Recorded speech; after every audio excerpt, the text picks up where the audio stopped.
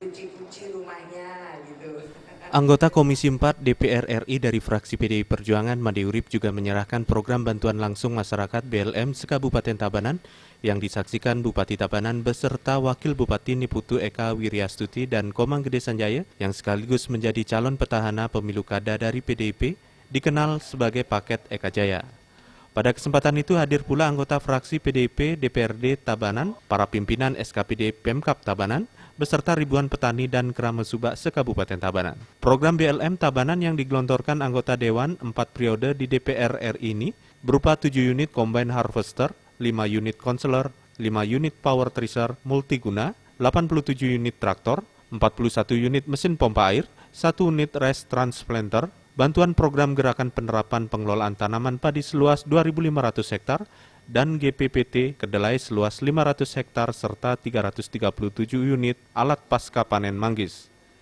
Diserahkan pula bantuan program pengembangan areal untuk jagung di lahan baru seluas 717 hektar, PA untuk manggis 5.000 pohon, PA bunga krisan 1 hektar, 2 unit greenhouse, 1 unit sepeda motor roda 3, bantuan 20 hektar untuk pengembangan bawang putih, 28 hektar PA cabai, pengembangan jaringan irigasi 13.500 hektar, bantuan optimalisasi lahan seluas 3.000 hektar dan lahan seri seluas 200 hektar.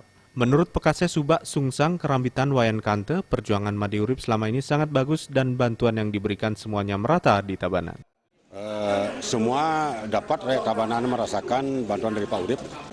Dengan Pak Urip kami tetap dukungannya pada dia, karena dia itu perhatian dengan rakyat Tabanan. Pekaseh Tuke Baturiti Wayan Suece juga mengakui bantuan Made Urip sangat menyentuh masyarakat.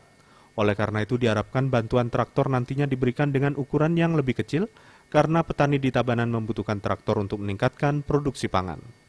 Tapi sementara ini memang petani itu memang membutuhkan sekali untuk traktor, untuk pengolahan tanah, karena kekurangan untuk alat untuk pengolahan tanah, belum ada pertanian.